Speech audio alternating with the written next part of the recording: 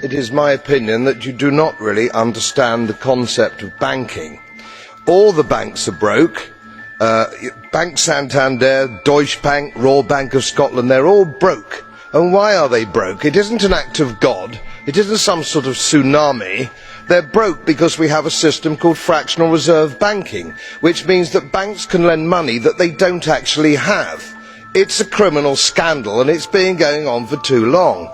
To add to that problem, you have moral hazard, a very significant moral hazard from the political sphere. And most of the problem starts in politics and central banks, which are part of the same political system.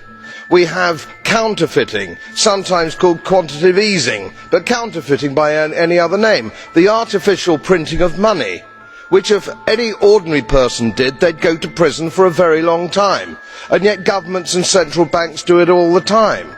Central banks repress the amount of interest that rates are, so we don't have the real cost of money. And yet we blame the real retail banks for manipulating LIBOR. The sheer effrontery of this is quite astonishing. It's central banks that manipulate interest rates, Commissioner.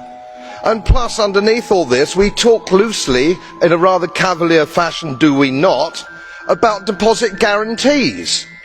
So when banks go broke through their own incompetence and chicanery, the taxpayer picks up the tab.